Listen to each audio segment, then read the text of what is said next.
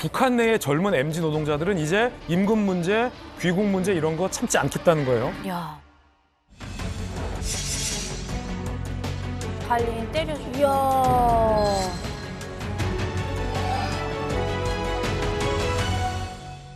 공장들마다 다 기숙사가 되어 있어요.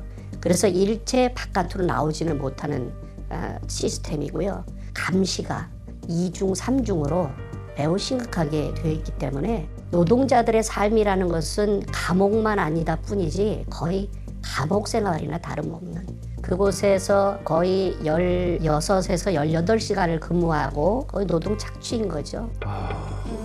참 너희들로 일을 하는 거죠.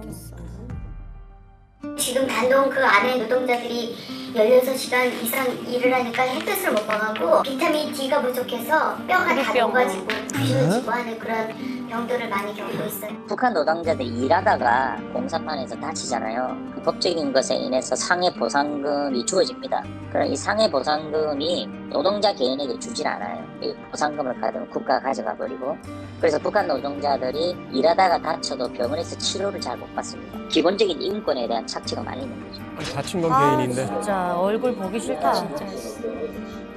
예전하고 차이는 예전에는 그렇게 해도 폭동을 일으키지 못했어요. 맞아요. 왜냐하면 이 정권의 처벌에 대한 두려움 때문에.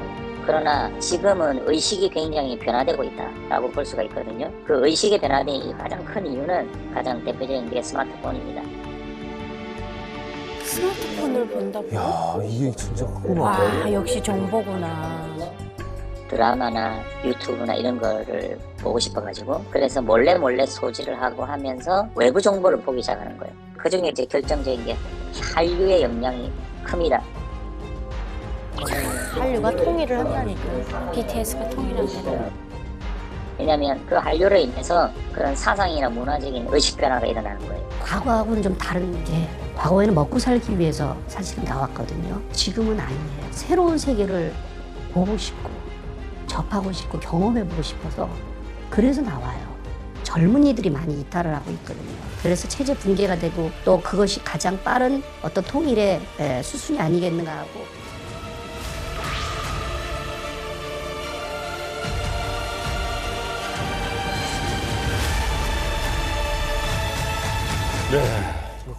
아니 제가 이제 저도 해외에서 한 4년 반 근무를 하면서 한 사람이 이제 사고 치는 걸 많이 봤는데 이렇게 아예 집단적으로 항거를 하거나 폭동을 일으킨다는 건 생각도 못 했거든요.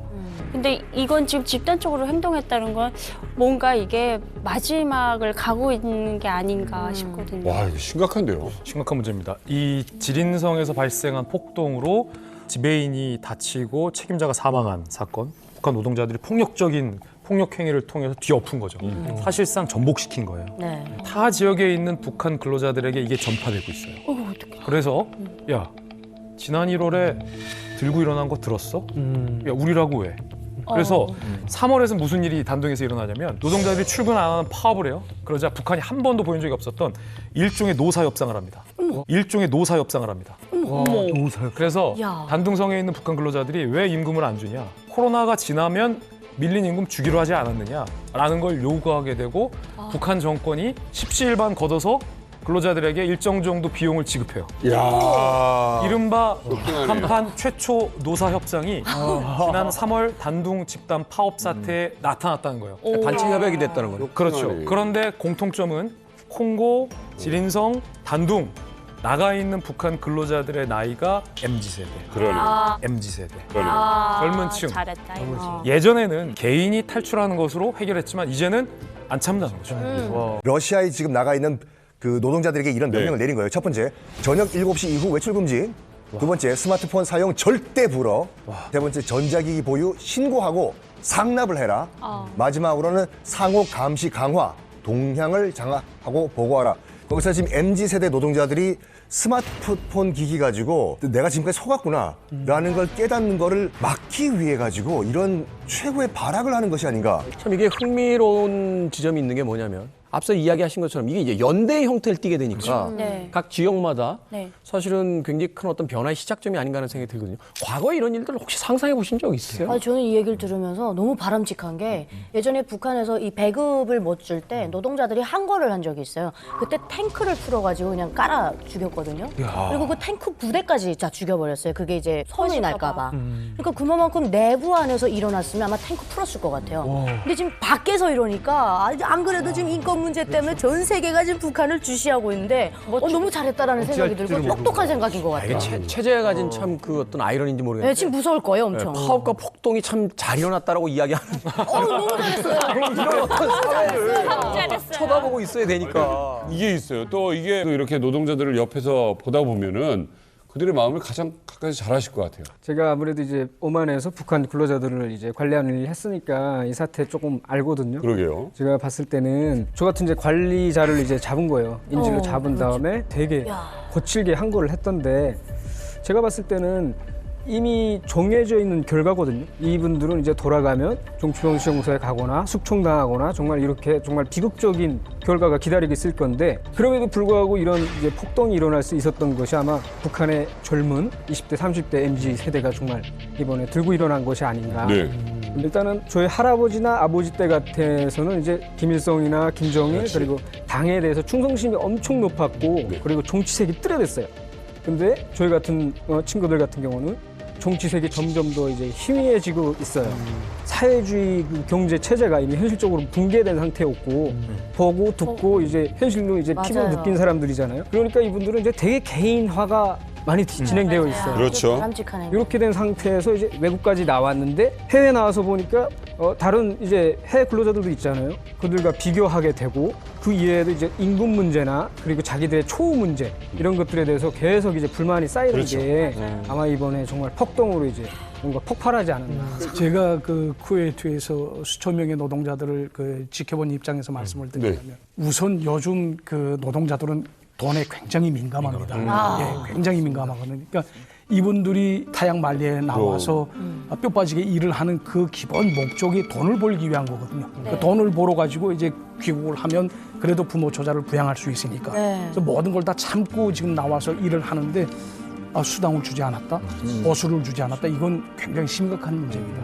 그러니까 이분들이 이제 노동에 대한 그 대가가 아무것도 없다고 라고 하게 되면 노동자들은 정말 이 화가 날 수밖에 없죠. 주목해야 될 나라가 하나 더 있습니다. 이 MZ 북한 세대들이 많이 가는 나라 중에 하나가 중국으로 알려져 있습니다만 최근에 중국보다 더 끈끈한 인연을 맺어가고 있는 그래서 많은 북한의 노동자들이 가고 있는 이 러시아.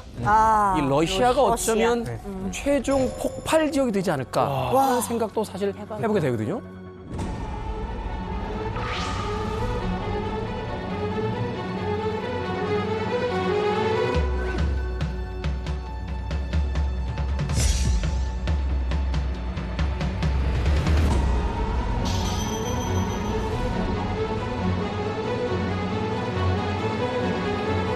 아유, 너무 불쌍해. 보람이 있으면 저 힘듦을 견딜 수 있겠죠. 맞아요. 돈이라도 제대로 주면. 외화벌이 노동자가 그 러시아와 중국이 메인인데요. 코로나 전에는 러시아는 한 3만 명, 그 다음에 이제 중국은 한 7만 명 정도. 코로나 직전까지는 그랬습니다. 그러다가 유엔 안보리에서 국제 제재 결정을 내리죠. 2019년 12월까지 해외에 있는 북한 노동자를 저는 북한으로 송환시켜라. 그래서 러시아 대사관에서 러시아에 남아있는 사람들은 한 500명 정도밖에 없다. 다 보냈다. 그렇게 이야기를 했지만 실제로는 한 10,000명 정도가 그때도 잔류를 했었고 그 이후에 이 국제 제재를 피해서 관광 비자나 학생 비자로 이렇게 가장해서 노동자를 계속 받았습니다.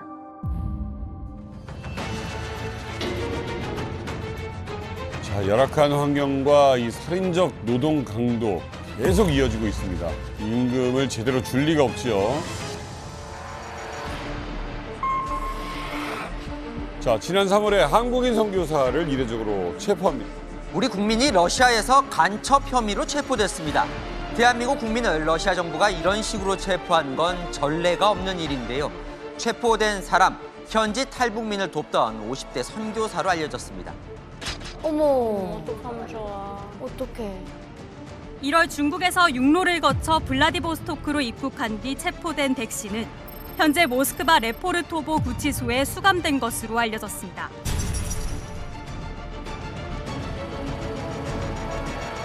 멀리도 보냈다.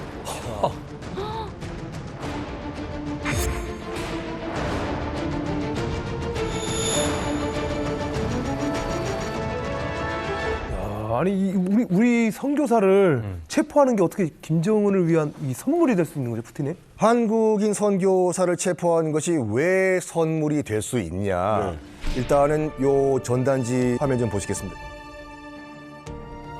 정민 씨, 지금 뭐라고 쓰여있죠, 저기요? 43세. 찾습니다. 것 같은데. 아들하고 엄마 약간 뭐 맞아요. 실종 이런 거 같은데? 정확하게 기억하고 계시네요. 북한 대표부 간부 박모 씨의 아내와 아들의 사진이거든요. 네.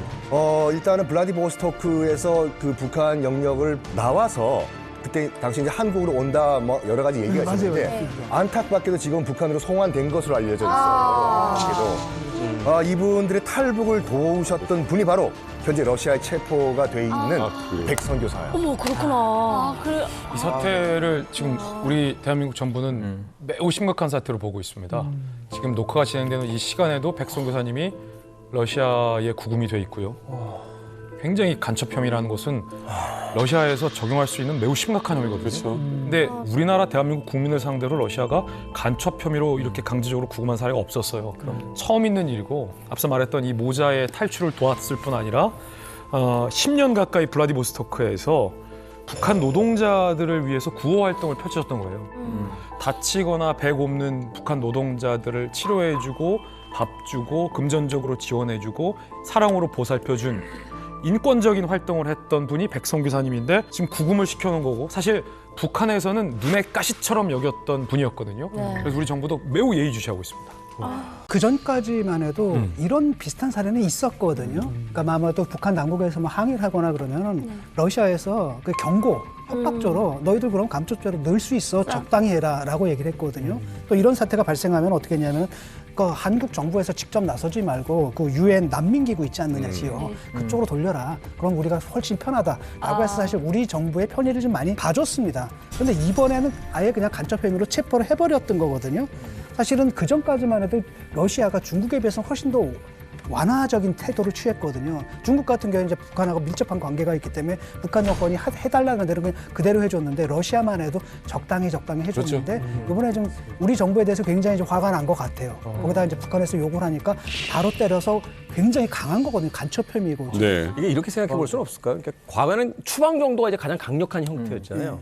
근데 지금 이제 전시 상황이니까 러시아 입장에서는 북한제 무기가 필요하니까 북한의 요구는 들어줬고. 근데 상식적으로 생각해 봤을 때 전쟁이 끝났을 때 과연 러시아가 북한과 우리나라 중에서 누가 더 필요할까를 보면 결국 우리나라가 좀 더 러시아 입장에서 필요한 파트너일 수도 있는데 러시아가 갑자기 상황이 변했어요. 태도도 변했고. 최근에 이제 제가 많은 분들 만나면 대한민국 최고의 북한 시사 전문가로서의 김정민 씨를 이제 꼽습니다. 요새 뭐 완전히 물이 올랐는데 어떻게 보십니까? 일단은 이렇게 질문이 들어가는 거예요. 개인적으로 생각할 때는 약간 뭔가 좀 이쪽에 경고가 아닌가. 저게 이제 푸틴하고 이제 김정은하고 이제 친해지니까 한국인한테 이제 그 북한 노동자 건들지 마라, 뭐 데려가지 마라, 뭐 조심해라 이런 경고가 아닌가 좀 생각이 듭니다. 저는 이번 이 사건을 보면서 러시아가 지극히 자국의 이익을 위해서 행동을 취했다라고 보고 있거든요. 첫 번째는 저는 이건 대표적인 인질 외교라고 저는 생각합니다. 왜냐하면은 아니 북한 사람들 어려운 사람들을 이렇게 돕다가 이렇게 된 거거든요. 이 사람한테는 이렇게 이야기하면 돼요. 여권 뺏고 한국 대사관한테 연락을 해가지고 이 사람을 영구 추방한다. 그럼 깔끔하게 해결되거든요. 근데 이거를 러시아 정부가 간첩죄를 먹여가지고 그리고 이거를 대사관에 먼저 이야기한 것보다는 러시아 언론에 슬쩍 흘려가지고 이제 여론을 만들고 이러한 전 과정을 보면은 저는 이게 그것까지 계산을 한 다목적인 카드로 이번에 이 사건을 벌리지 않았나 저는 그렇게 봅니다. 인질 협상이라는 게 맞는 게 뭐냐면 지금 백선교사가 현재 구금이 돼 있는 거 체포는 블라디보스토크에서 체포가 됐어요. 지금 레포르토보라는 구치소에 지금 수감이 돼 있는데 이게 모스크바 동부에 있습니다. 여기가. 종민 씨, 거기 서대문 형무소 가보셨죠? 이 어떤 데냐면 우리 일제강점기의 서대문 형무소라고 보시면 돼요. 이 제정 러시아 때부터 만들어져가지고 저기 구치소가 특히 이제 스탈린 독재 기간에 자기의 정적과 반대하는 반대자들을 다 잡아가지고 저기서 고문하고 처형하는 곳이거든요. 그러니까 지금 구치소는 많습니다. 러시아 내 시베리아에도 많고 굳이 블라디보스토크에서 모스크바까지 압송을 할 필요가 없거든요. 먼 데까지. 푸틴이 이 인질 협상 외교를 굉장히 좋아해요. 일단 지금 레포르토보 구치소에는 기본적으로 다 독방의 수감이 원칙이에요. 아마 백선 교사도 독방에 수감이 돼 있을 거예요. 특히 저기에 지금 누가 수감이 돼 있냐면 게르시코비치라고 해서 미국 기자예요. 미국 기자인데 지금 간첩 혐의 똑같아. 아이고. 간첩 혐의로 지금 저 구치소에 수감이 돼 있는데 백선 교사가 체포되기 전에 이미 푸틴은 이 미국 기자를 풀어줄 테니까 독일에 수감돼 있는 우리 러시아 정보 요원을 풀어달라라는 협상을 하고 있는 상황이었어요. 여기에 지금 떡하니 백선 교사를 이 구치소에 가둬놓는 거는 그러니까 앉아보라고 협상하자라고 말은 안 하지만 뭐라고 행동으로 보여주고 있는 거예요. 이 백성교사 구금 이 문제는 지금 외교부가 키를 쥐고 있어서 제가 오늘 출연 때문에 외교부 아주 고위 관계자를 만나서 취재를 했는데 희소식 하나와 비보 하나를 가져왔어요. 제가 취재한 희소식은 러시아에서는 이 백성교사님에 대해서 대한민국 측이 어떠한 접견도 허용을 안 했는데 녹화일 기준 이틀 전부터 대한민국 영사 접견을 허용했어요. 이게 우리가 물밑 협상을 해서 얻어낸 건데 그래서 매일매일 대한민국 영사 접견이 가능해졌어요. 근데 비보는 제가 취재한 많은 외교부 관계자들은 이 백성 교사님은 당분간 석방될 가능성이 매우 낮다라는 좀 비관적인 입장을 전하고 있습니다. 크게 한 방으로 써먹으려고. 자, 그런데 이 이정혁 씨가요, 우리 대한민국에 입국하기까지 결정적인 도움을 준 분이 바로 이만갑에 있으시다고 하는데 어느 분이신지?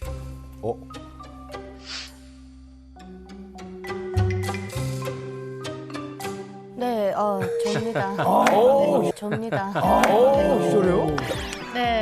네, 요즘에 북한의 MZ 세대들이 이 SNS를 통해서 많은 활동을 하는 것 같더라고요. 아무래도 정권에 대한 불만 이런 것 때문에 호기심에 많이 접근을 하는 것 같아요. 그래서 또 해외에 나와 계시는 분들이 가끔 이렇게 연락이 오시기도 합니다.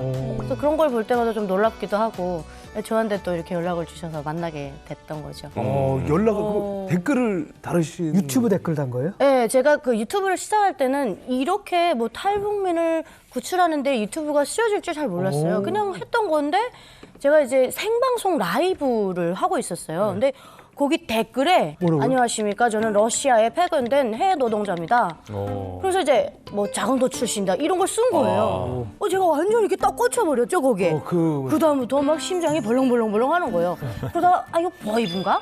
놀자 그러나? 막 그런 생각도 했어요. 이게 좀 훅 거는 것 같아서. 근데 그 전에도 이런 일들이 많았어요. 그래서 그냥 연관되고 싶지 않아서 버이브일 수도 있고 그래서 안 받았거든요 대부분. 근데 자강도라잖아요. 대한민국의 34,000명 중에 자강도 출신이 없어요. 이건 또 지연을 건드리는. 네, 이거 나는 이렇게 메일로 몇 마디 주고받다 보니까 진심인 것 같아요. 그래서 빨리 그 영상을 종료를 하고 그 댓글을 지워버리고 이메일 주소를 남겨줘서 그때 이제 연락을 한 거죠. 이야, 쉽지 않을 텐데요. 이 친구는 이제부터 내 동생이다 막 이런 마음이 생겨서 금전적인 도움보다는 정식적인 도움을 많이 줬을 것 같아요. 네. 제가 그래서 이름을 넌 이제부터 리정혁이야. 이름을 지어줬어? 얼굴 딱 보고. 본명이 아니에요. 이제 먼저 이름을 들으시니까 굉장히 귀에 아니, 익숙하시네요. 그러니까 드라마 그 주인공. 맞아요. 사랑의 불시착. 리정혁 동무. 네. 물론 얼굴은 리정혁 동무와 뭐 거리가 있지만 마음만큼은 내 동생이. 우리 실물 보지만 현미 씨 많이 닮았네. 마음만큼은 내 동생이 대한민국에 와서 리정혁처럼 살아주길 바랬던 거예요. 대박이네. 그래서 이제부터 리정혁이야. 그래서 정혁이가 되고. 이건 멋있네. 야, 이야기를 듣다 보니까 인연이라는 게 참 묘하다 하는 생각을 해보게 되는데 이정혁 씨에게 좀 이걸 여쭤보고 싶어요. 저 이만갑 식구들 중에도 유튜브 운영하시는 분들 굉장히 많고 또 다른 분들도 계시잖아요. 네. 근데 이제 유나 씨를 콕 찍어서 연락해볼 생각을 하시게 된 게 제가 솔직히 러시아 생활을 5년 이상을 했거든요. 네. 근데 핸드폰을 한 3년 되면서 사용을 했어요. 5년 있다 제가 5년이 되어 가던 그때 우리 누나를 유튜브를 보게 되었어요. 우연히. 이만갑 유튜브 실시간으로 제가 봤거든요. 실시간. 뭐가 나오던가요? 그때 우리 유나님의 그런 바이올린 치고 또 어머님과 헤어지던 그 탈북 스토리를 보면서요. 네, 진짜 가슴이 뭉클했고요. 30년 가까이 살면서 좀 울지를 않았거든요. 군대를 나오면서 부모님들 앞에서 눈물 한 방울 흘리지 않았던 제가 이렇게 누나의 그 감동적인 스토리에서 가슴이 너무 뭉클했습니다. 모든 사람에게는 고난과 시련이 따르기 마련이야. 강한 굳음을 마음을 가지고 끊임없이 도전해서 나갔던 것 같습니다. 힘을 낼 수 있었네요. 아, 너무 격려의 한마디가. 네. 해외 파견된 이 노동자분들이 스마트폰을 자유롭게 쓴다는 걸 좀 처음 들어봤거든요. 이걸로 자유롭게 좀 유튜브도 볼 수 있고 그러는 건가요? 그러니까 제가 생각하기에는 리정혁 씨가 아마 북한 그에서 파견한 정부죠. 정부 회사에 아마 청부로 일하지 않았나 저는 그렇게 예측됩니다. 왜냐하면은 어떻게 됐냐면 북한에서 20-30명의 노동자들이 파견이 되잖아요. 외국으로. 네. 그러면 20명, 30명이 그 반복적인 로봇처럼 반복적인 일을 하다 보면은 그 안에서 뭐가 생기냐면요. 전문가가 나와요. 맞아요. 그러면 전문가가 딱 나오면은 여기 이 회사를 운영하는 북한 측의 간부가 딱 보고 나가지고 여기다 사람을 서너 명을 더 붙여줘요. 그리고 나가지고 이 사람이 다른 일을 하게 해요. 그러니까 별동대를 만드는 거죠. 그래가지고 그렇죠. 그리고 나가지고 이 사람들이 일을 하게 하면은 여기에는 20-30명이 모아져서 사는 기숙사보다는 조금 감시가 덜 해요. 이 사람들은 스마트폰을 할 수가 있어요. 아마 제가 봤을 때는 리정혁 씨가 그런 청부 일을 하지 않았나 그렇게 생각되는데 맞나요? 네, 맞습니다. 솔직히 청부에 거기 뽑힌다는 게 쉽지 않거든요. 첫째, 지휘관들에게 신임을 얻어야 됩니다. 일단은 바깥으로 또 나가는 팀이니까. 그렇죠. 기술적으로도 그리고 러시아어도 능숙하게 해결을 해야 됩니다. 몇 명에 한 명 정도 뽑혀요? 100명 중에 2명 내지 3명입니다. 이야, 엄청나네 경쟁률이. 그렇죠. 2%, 3%, 3%. 네. 근데 이게 확실하게 믿을 만한 인물이어야 되거든. 그냥 얘는 안 튄다. 그렇죠. 그만큼 지휘관이 봤을 때 얘는 어디 놔도 딴짓은 안 할 애다. 네. 그리고 임무도 정확히 끝까지 수행할 수 있는 그런 군인당 기질. 참고로 제가 또 말씀을 드린다면 쿠웨이트에 있을 때 제가 목격한 것인데 대체로 회사 사장이다 하게 되면 아까처럼 자기가 데리고 있는 그런 하청부 노력을 따로 지금 깔고 있어요. 군대장, 조장 중심으로. 그렇지. 그러니까 이 사람들을 이제 내보내서 개인 하청부를 하고 이제 집을 만약에 이제 지었다라고 하게 되면 이 돈을 이 지배인하고 그러니까 사장하고 나가 있어서 이제 청부를 한 그 사람들하고 같이 나누기를 하거든요. 장부를 조작하거든요. 이거를 근데 북한 당국이 알아요. 그래서 별도 수식 사업을 하고 자기 주머니를 챙기는 건 어느 정도 눈 감아주고 있는 거죠. 대신 이렇게 반땅한 당 비서가 또 당이 일정 정도 정기적으로 상납을 또 해요. 그런데 이렇게 리정혁 씨처럼 러시아의 청부 노동자로 나와서 집을 짓는 분들을 보면 너무 신기한 게 엄청 빨리 져요. 맞아요. 속도전이야. 맞아요. 기술자니까. 장비도 없는데 빨리 져요. 제가 사진 몇 장 갖고 왔는데 함께 보시죠. 이거 지은 거예요? 이게 리정혁 씨가 대박이다. 청부 노동자로 일하면서 두세 명이 불과 석 달 안에 지었던 주택. 두세 명이 석 달 안에 지었다고? 석 달 안에 지었던 주택. 두세 명이 석 달 안에 지었다고? 두세 명이. 어머머머머. 이거 만약에 요 정도 공사 사이즈면 일단 공기라고 하잖아요. 공사 기간도 우리나라는 한 2배 정도 더 잡아야 되고 근로자도 서너 명 갖고 안 돼요. 훨씬 많아야 되고 각 분야별 전문가들이 같이 짓는데 난방, 전기, 뭐 샤시, 다 따로 있어요. 이걸 혼자 다 하는 거야 인테리어까지. 이장, 도배, 목공. 여기 대단하구나. 규칙적인 시간 지켜가면서 일하면 그 계획을 언제 할지 모릅니다. 그래서 저 3,000불을 벌려면요. 하루에 2-3시간밖에 못 잡니다. 그만큼 전투적으로 해야 돼요. 그리고 더군다나 저희는 군인이니까요. 자존심 싸움이에요. 일하면서도. 누군가 벽돌을 10장 쌌다. 그러면 다른 사람은 11장을 싸고 집에 내려갑니다. 이 정도로 일을 하니까 저 대공사도 석 달이면 다 끝내는 겁니다. 2030 세대. 그러니까 우리 식으로 하면 지금 MZ 세대죠. 이 젊은 세대로서 이 해외에서 노동할 때 뭐 저희는 현타라고 합니다만 어떤 순간에 가장 이건 아닌 것 같다라는 생각이 너무하네 이런. 가장 크게 드는지. 어쨌든 북한 사람들이 러시아에서는 가장 급수가 낮습니다. 북한 사람들이 예를 들어 식당 가잖아요. 북한 사람 들어가면 한참 있다 옵니다. 우리가 먼저 들어갔음에도 불구하고 우즈베키스탄 사람들이나 중국 사람들, 특히 한국 사람들 들어오잖아요. 너 뭘 먹으러 가요, 한국 사람한테. 같은 팁 많이 주고 또 뭐 이러니까. 팁보다도 그 나라 국력을 보는 거죠. 그렇죠. 우리한테는 맨 마지막에 와요. 그런 거 볼 때 단편적인 실례로 이게 뭐냐? 우리 북한 사람들은 왜 이렇게 이런 수모를 받고 있지 내가? 또 한 가지 팩트가 있는 게 경찰들이 한국 사람 보잖아요. 경례를 합니다. 경례. 근데 북한 사람들은 여권을 보면요. 중에서 어떻게 해서나 투지를 잡아가지고 돈을 뺏으려고 합니다. 어머. 우리 북조선 사람들은 왜 이렇게 인종차별을 하냐? 너 북조선 사람 아니야? 얘는 한국 사람이야. 그게 뭔데? 얘는 잘 살아, 너는 못 살아. 답이 여기서 나옵니다. 한국에 대한 질투 같은 건 안 느껴요? 너희들 때문에 이렇게 우리가 거지 취급당한다? 아니요. 아니? 부러워하겠죠. 한국에 대한 부러움? 야, 나도 한국 사람 되고 싶다. 그런 게 있어요. 말도 똑같은데. 네. 그래서 그러면서 저보고 너네 한국 사람으로 안 태어났네. 그걸 어떻게 해? 이제라도 한국에 가고 싶은 생각은 없니? 그런 말을 들을 때마다 진짜 민족의 아픔, 수치스러움. 수치스럽죠. 네, 아니 같은 나라에서 태어났는데 이걸 국가남이 갈렸다는 이것으로서 가슴 아픈데 그때 그 분노함이 야 이런 말할 수 없었습니다. 다들 그랬을 거예요. 얼마나 벌어서 들어갔습니까? 솔직히 입에 담기가 좀 거북합니다. 5년 동안에 제가 벌은 게 2,000불이었습니다. 5년 동안? 네, 5년 동안. 5년 동안. 지금 환율로. 지금 환율 270만 원. 5년 동안 2,000불이요? 2,000불. 한 달에 40불이 안 되지. 한 달에 한 4만 원 돈을 못 받은 겁니다. 월급이. 이런 나라가 어디 있습니까 이게? 그게 어떻게 됐냐면요. 저희가 1차 생으로 나왔기 때문에 2년 동안은 무보수로 일을 했습니다. 무보수로? 네. 무보수가 어디 있어 세상에.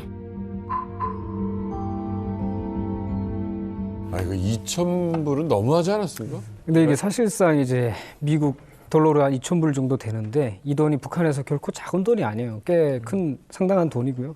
왜냐하면 제가 대학 졸업하고 이제 통역사로 발표받고 이제 직장 처음 갔을 때 저한테 이제 한 달에 준 돈이 2,500원이었어요. 북한 돈으로요. 이건 1불도 안 되는 돈이거든요. 한 0.3불 이 정도 되는 돈이에요. 저는 이전에 그 외대를 다니면서 돈 많은 친구들이랑 같이 다녔잖아요. 저는 그 친구들하고 살면서 사람들이 이렇게 사는 줄 몰랐어요. 수많은 사람들이 일 끝나고 가서 장마당에 가거나 혹은 남의 집 가서 다시 일해주고 이렇게 해서 먹고 사는 사람들이 엄청 많았어요.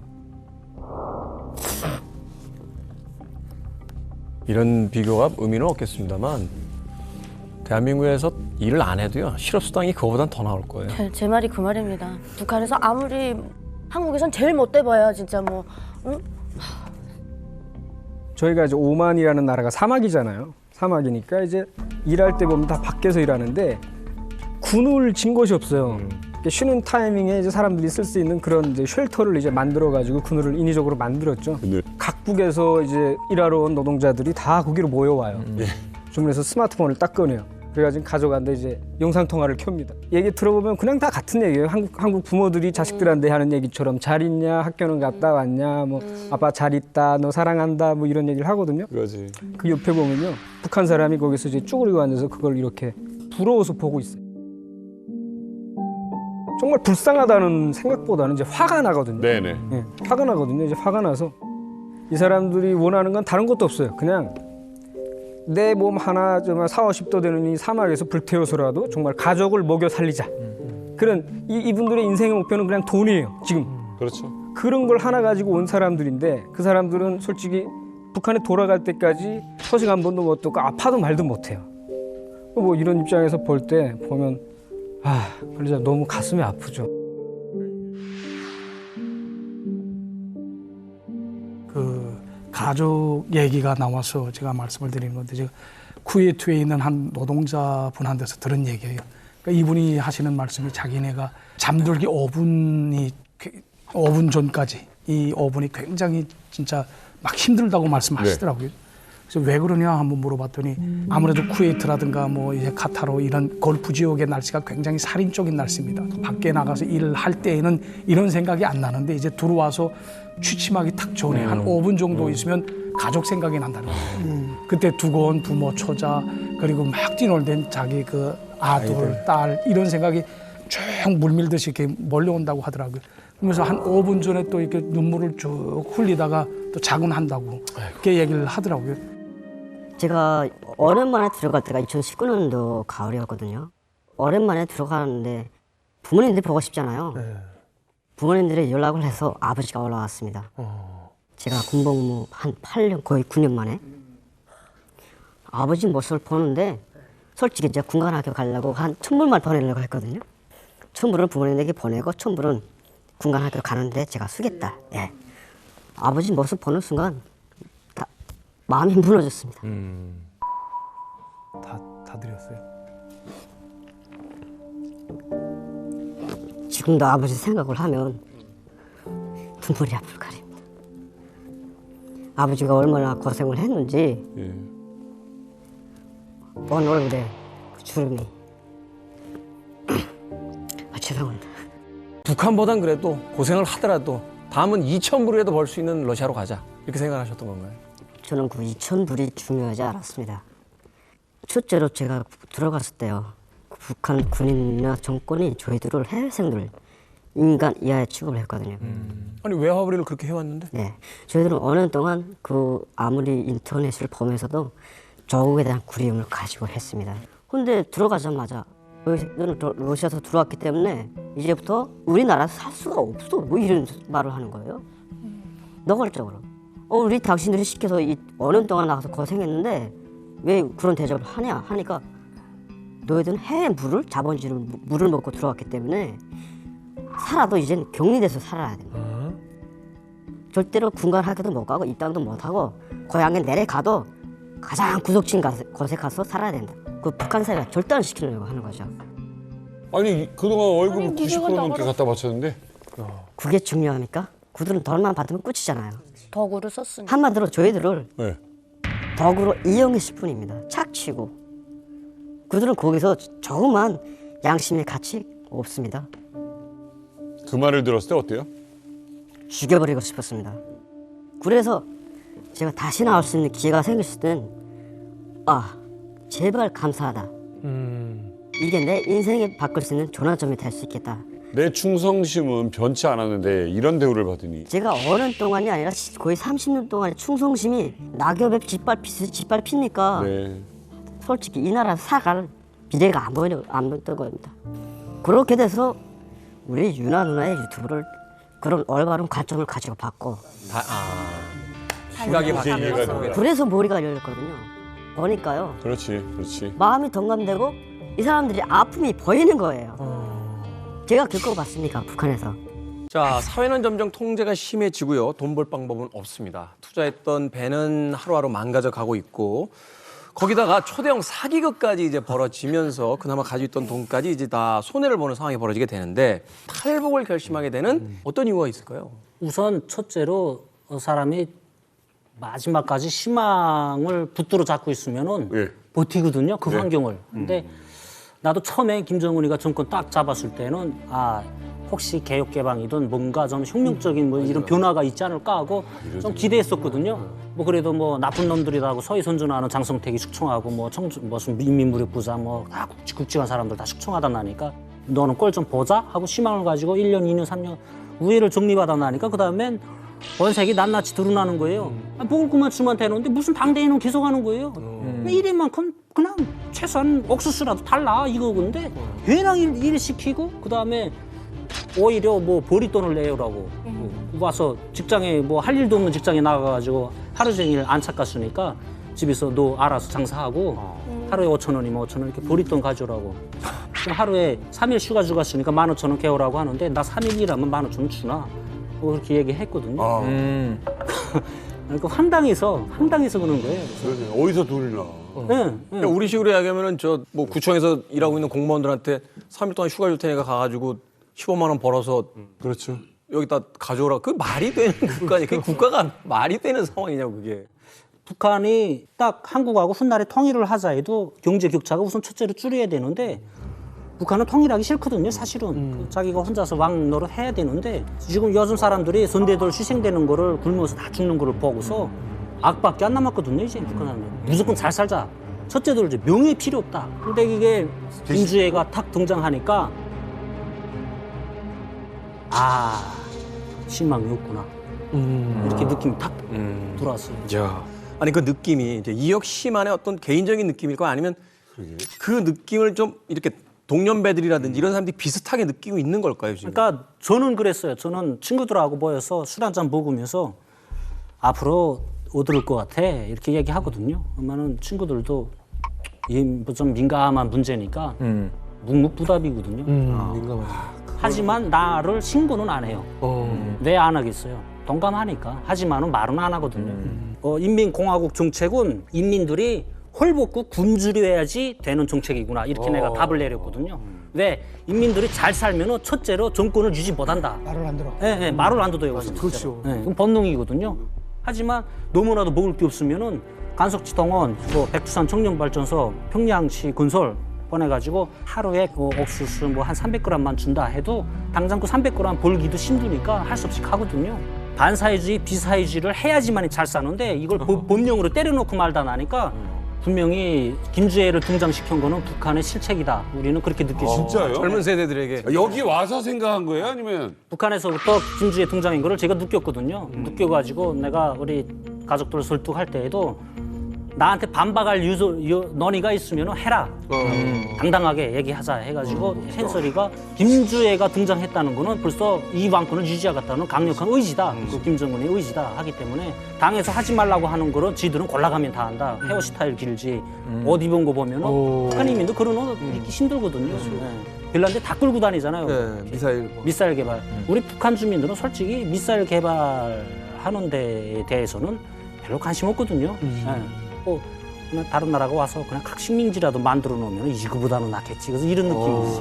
와, 이렇게 깨어있는 사람들이 많다는 거 아니에요? 저는 이야기를 들으면서 북한 MZ세대가 이렇게 생각하는구나. 바뀌었네. 그러니까. 완전히 바뀌었어요. 제가 북한에 있을 때 그리고 또 코로나 전과 후가 완전히 바뀐 것 같아요. 근데 지금. 이렇게 바뀐 거는 다 개인별로 차이가 있지만 가장 공로가 있는 분들은 우리 대표님처럼 우리한테 자유정보를 계속 방송에 한국 TV 보면 우선 첫째로 민주의식이 발달하거든요. 보안원이 백공국 금요일 나오면 수색 욕장 있습니까? 이런 말이 벌써 그냥 통 나가거든요. 한국 방송 때문에?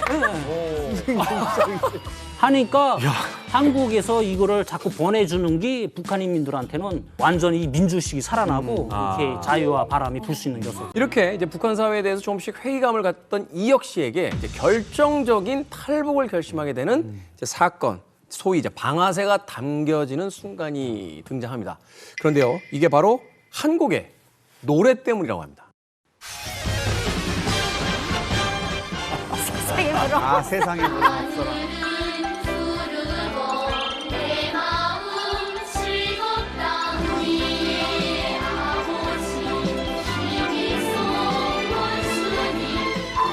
아이들 옷 화려하게 입었네요. 그래요. 빈부격차가 너무 심한 거야.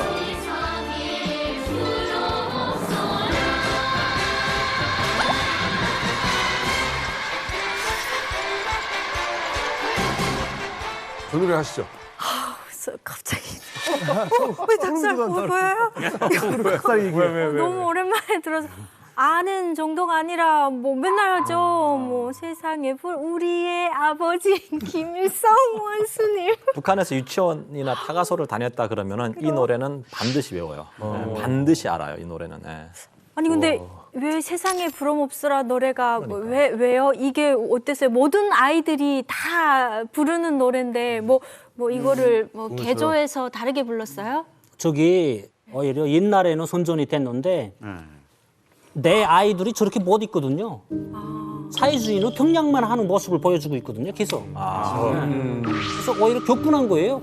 격분하고 어린애들이 부를 노래가 아니거든요. 진짜 부모들은 등거리 쉬도록 이래가지고 자식들 그나마 조금이라도 잘 내세우고 싶어서 이렇게 노력하는데 그렇지. 저렇게 화려하게. 부모님들한테 고맙다는 이런 뭐 노래는 뭐 어디로 갔는지 뭐 좀 있고 계속 저렇게 황당하게 부르니까 북한은 사실 이게 가족 간에도 대화를 조심해야 되잖아요. 3명 중 2명은 보이브 끄나브리라 할 정도인데 근데 9명을 가족 9명을 설득을 하려면 우리 가족 4명도 아니고 이게 어떻게 해야 가능했을지. 그러니까 이 보안 유지가 이게. 그래서 그 궁금증을 풀어드리기 위해서 제가 준비했습니다. 아마 저 배를 다 일일이 만드셨죠? 네. 저희가 최대한 비슷하게 직접 저희 이만갑 제작진이 한 땀 한 땀 땀으로 만든 김이혁 씨의 목선입니다. 만드신 배랑 좀 비슷하나요? 네. 탈북하신 분들이 수가 굉장히 많습니다. 자, 일단은 이혁 씨, 유미 씨가 여기 있고 두 분의 이제 아들하고 딸, 그죠? 형하고 형수, 신한 형수, 장모님하고 어머님, 그다음에 이제 처남 이렇게 있잖아요. 어떻게 하나하나를 이제 설득해서 토론으로 다 깨부시는 거야. 어떻게 했는지 하나씩 설명해 드릴게요. 제일 먼저 탈북 계획을 세우고 누구에게 털어놨을까? 와이프에게 털어놨을까? 아닙니다. 와이프죠.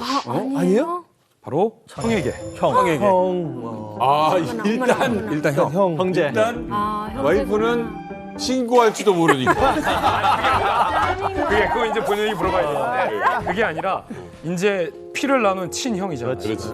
이 친형에게 탈북 계획을 설명하고 같이 하자라고 설득하는 과정을 거치는데 제가 듣기로는 형이 먼저 이혁 씨에게 탈북을 권유했었는데 이혁 씨가 그럼 시덥지 않은 소리 하지 말라라고 거절했다면서요. 진실이 뭐예요? 형이 나를 강력하게 설득했거든요. 했는데 그런 생각 하지 말고 이 땅에서 우리는 용생해야 된다. 꼭 그저 이 사회에 맞게끔 살아나가자. 이렇게 뭐 다 자연적으로 살아야 되는데 형을 그런 식으로 누잡혔거든요. 하고 그 형이 하는 소리가 계속 머리에 맴도는 거예요. 그래서 야, 내가 여기서 암만 잘 살았는들 평양에 들어가서 산들 뭐 잘못하면 지방 또 추방돼 갖고 이렇게 해서 첫째 형. 그래서 형이 내가 형을 설득했다?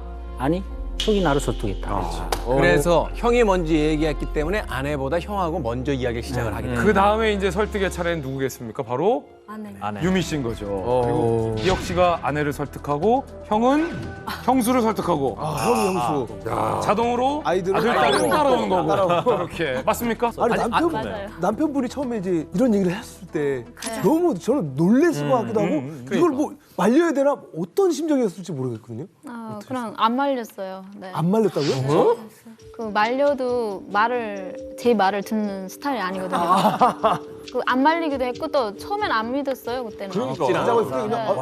말도 안 되는 거잖아요. 워낙 사람이 화가 많은 사람이라 그냥 한 소리가 늘상 좀 그런 소리도 듣기도 했고 해서 그냥 뭐 하는 소리겠지 홧김에 그랬는데 점점 가면서 이렇게 행동이 달라요.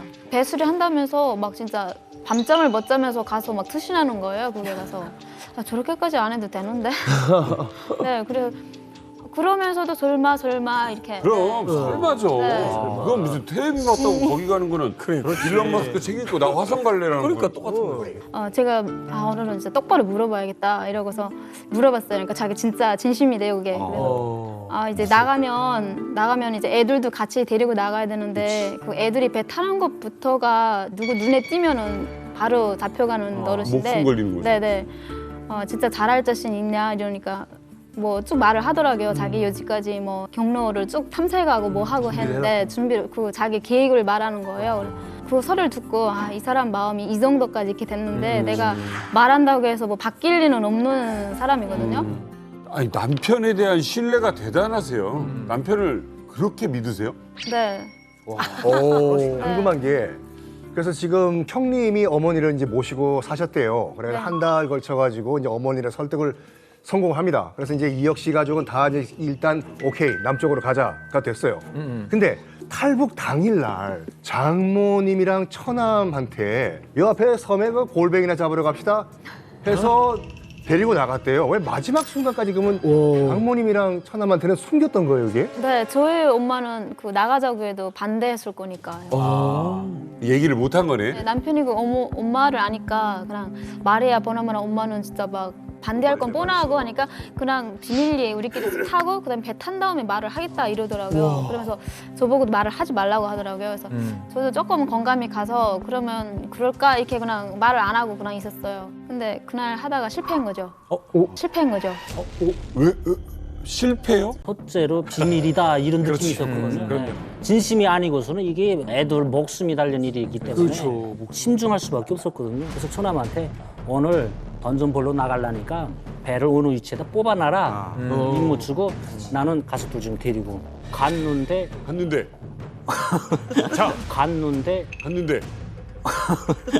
갔는데 지금 보세요. 정리해드릴게요. 가야지. 어머니까지, 그러니까 이혁 씨 어머님까지 설득이 됐어요. 골뱅이 잡으러 가야지. 네, 그래서 지금 보면 배 아직 누가 못 탔습니까? 장모님하고 처남만 설득이 안 된 거예요. 탈북하기로 한 당일 밤 그날 비바람으로 파도가 거세게 치고 있었어요. 그런데 오히려 탈북하기에는 최적이죠. 왜냐?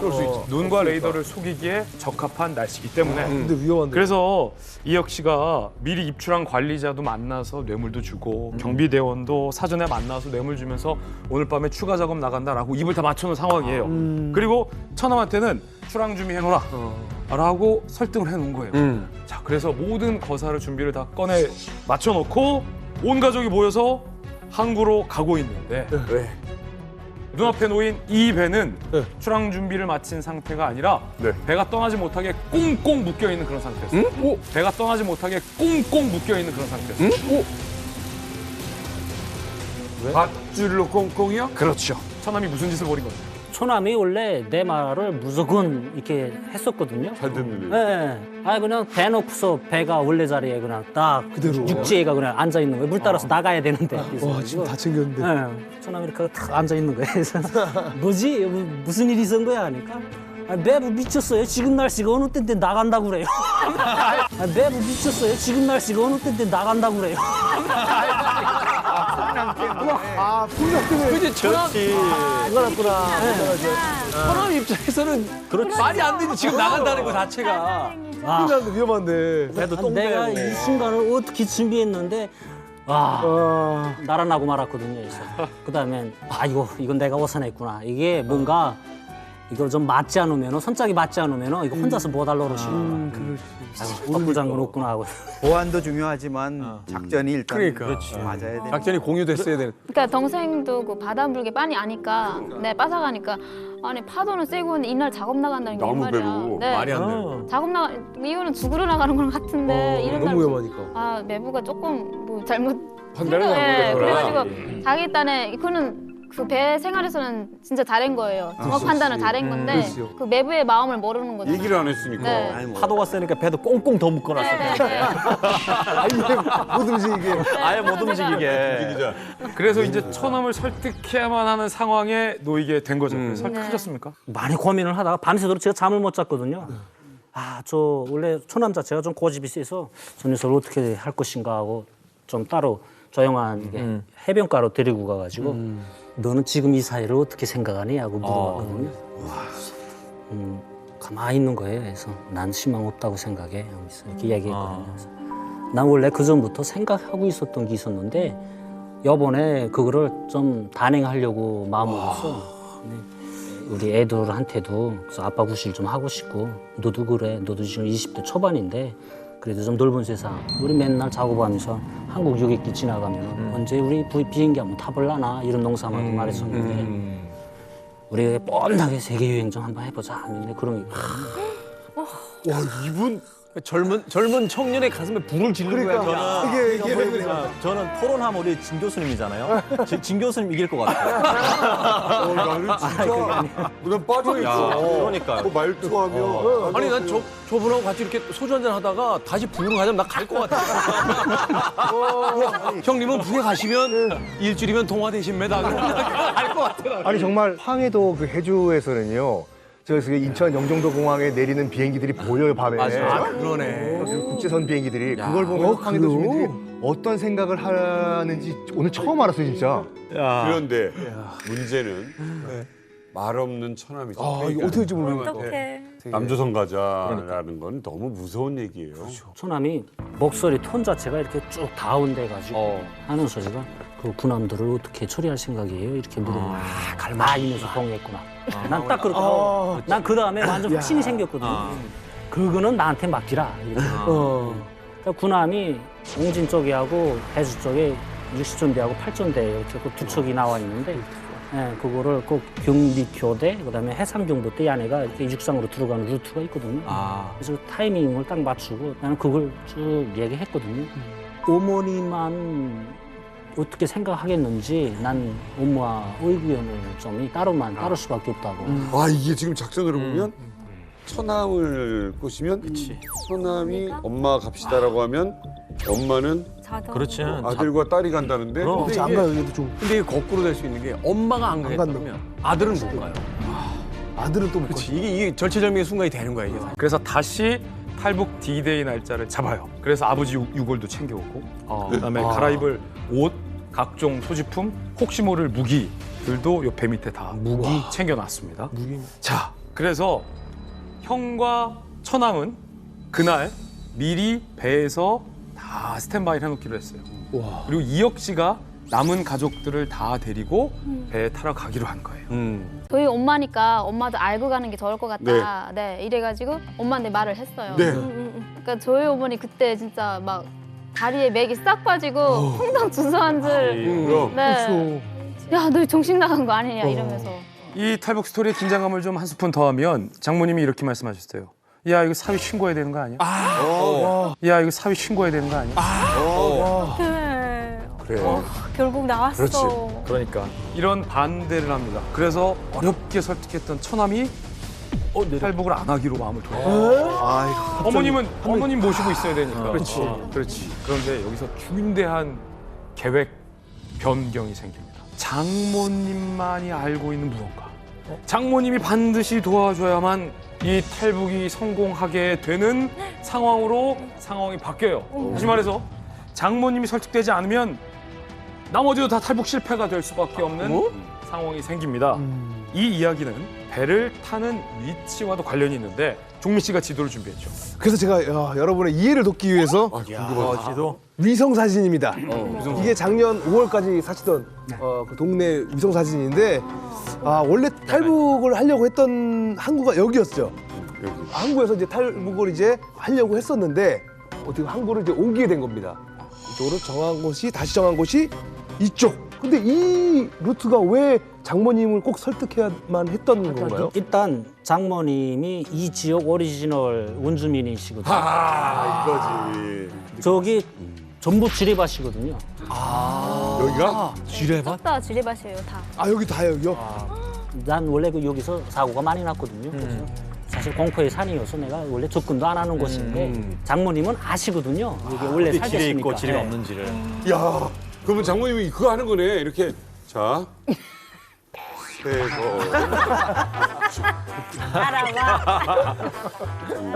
이쪽만 따라오는 거지. 그렇죠. 그러니까 원래 있던 원래 출발하려던 데는 이제 정식 부두니까 저반 시설도 있고 이렇게 돼 있는데 이쪽으로 옮기면서 이제 그냥 뭐 바위 있고 뭐 모래밭 있고 이런 데인데 거기는 군사적으로 민감한 데니까 지뢰가 숨겨져 있었다. 근데 오랫동안 거기서 일을 하셨으니까 어디 되게 아시니까 루트를 이제 안내하셨어요. 장모님 갑자기 주요 인물. 그러니까 갑자기 주요 인물로 부상했어. 갑자기 주요 인물로 부상했어. 주인공이 갑자기 바뀌었어. 장모님이 우통을 깠는데 등에 지도가 있어. 프리즌 브레이크. 너무 중요한 인물이 됐네. 이거 어떻게? 자, 근데 지금 어머니 입장으로 제가 가보면 가만히 생각해봐요. 내 딸 보령이가 이런 계획을 세워요? 사위만 정리하면 돼. 사위만 이거 포기하게 하면 내 딸과 내 손주, 내 아들 안전해요. 이런 생각 안 했을까요? 그러니까 처음에 저희는 따로 살아가지고 엄마하고 저하고는 대화를 많이 못하고 아마 동생하고 많이 대화를 한 것 같아요. 뭐 잘못되지 않아? 이러면서 물어보는 거예요. 네. 그래서 너무 심각하게 말을 하니까 엄마 전 그렇게 막 그러면 벌벌 가서 신고해 이게 그렇게 말을 한 거예요. 네. 근데 어떻게 설득했겠죠? 네, 그걸 어떻게 또 신고를 해요 또. 그렇지. 말이 그렇지 그걸 어떻게 신고를 해야 하고 진짜. 네, 그래가지고 그때 남편이 등장한 거죠. 또 기적의 설득력. 나한테 가장 시든 카드는 애들이었거든요. 이거 책이다 설득의 기술. 그 애들을 통해 가지고 가족들을 설득하는데 그 이상만한 그 이유가 없었거든요. 자식이 귀한 마음이야. 나인들 오죽하겠나. 하지만 뭔가 큰 모험을 하지 않고서는 절대로 큰 일을 못한다. 저것들 진짜 철없이 그냥 웃기만 하는 애들인데 저 욱할 거냐 이렇게 얘기하는 거예요. 그때 당시에는 3살, 5살이었거든요. 아이고야. 그렇게 설득을 했거든요. 그러니까 내가 그때 시점에서 생각한 게 뭔가 강력하게 추진하는 모습을 보여줘야 되겠구나. 이렇게 뭔가 시련이 자꾸 생길 때 리더가 고민을 자꾸 이렇게 흔들리면은 전반적으로 이 타격을 입게 되거든요. 멋지다. 리더십. 그래서 그냥 아내한테 원심은 아니지만은 우리 장모님 안 나가겠다 하면은 그냥 사회주의 지키세요. 우리는 얼마든지 할 수 있다는 의지를 보여줄 필요가 있었거든요. 그래서 그래 출항 딱 5시간 전인데 처남이 달려오는 거예요. 어머니 가겠다고 했다고. 그래가지고 마지막에는 네, 어머니를 돌복해서 그냥 군말 안 하시고 그냥 일어서시더니 짐을 싸더라고요. 그 말 잘 들었어요? 나 우리 애들 그러니까 울거나 뭐 이러면 상상이 안 되거든요.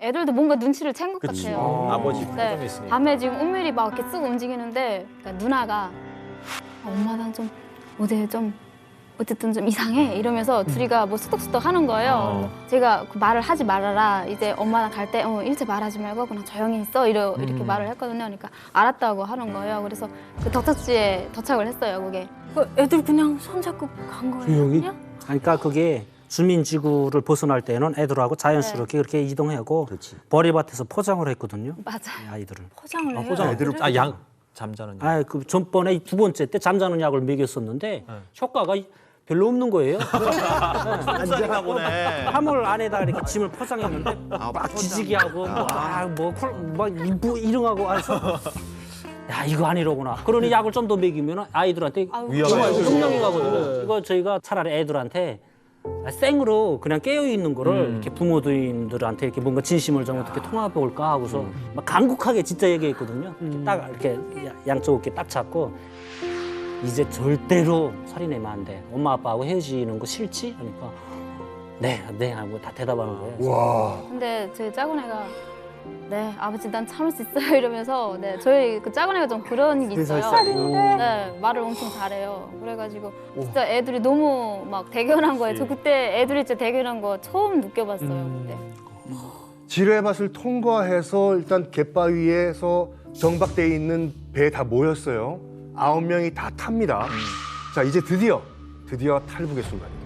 배가 슬슬 이제 남쪽으로 향합니다. 와 문제는 빨리 지금 탈북을 해도 시원찮은데 배가 아주 천천히 먼 바다로 떠나갔다고 하죠. 아니 마음이 그렇게 급한데 천천히 가면 안 되는 거 아니에요? 남편 계획이 그렇게 됐어야 그 처음부터 막 세게 나가면 지금 배 수상하는 게 하나도 없고 저희 비밀리에 하는 거니까 그 배 거동 소리도 울리면 안 되거든요. 그리고 천천히 가야 부유물처럼 레이더에 잡히기 때문에 속도가 없으니까. 네, 누구도 의심을 안 하고 다 모르고 깊은 잠에. 천천히 하는 게 어느 정도를 얘기하는 거예요? 천천히면은 그래서 2.3노트. 어우. 이 정도면 보면 시속 한 3km? 5km. 그래서 약간 빠른 걸음. 빠른 걸음. 네. 배로 빠른 걸음. 네, 사람이 빠른 걸음. 조깅하는 속도. 속도를 높이면은 이 마오라 이 기관 엔진 소리가 세게 나거든요. 그래서 머플러 소리가 세게 나니까. 차라리 안전하게 전방을 감시하면서 움직이는 게 좋거든요.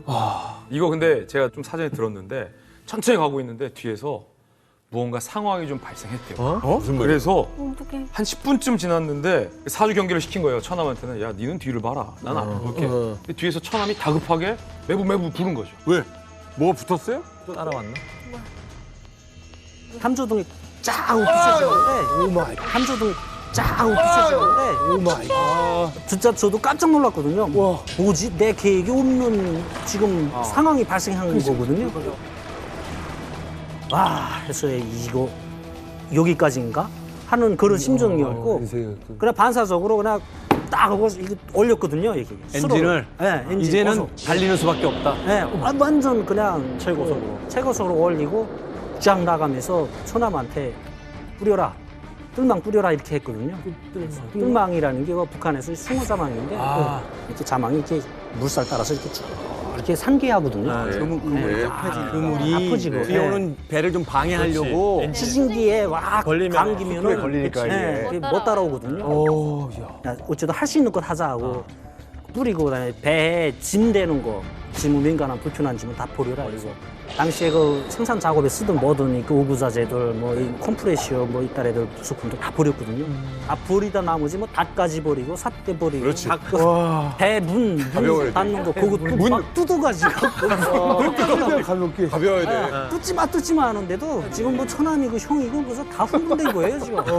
와, 아니 배 침수되겠네 진짜 그거 배 순식간에 다 순간에 없어지고 마는 거예요. 그냥. 이제 어떻게 해? 그렇게 그래서 그냥 쭉 나가다가 아이들이 안에서 우는 거예요.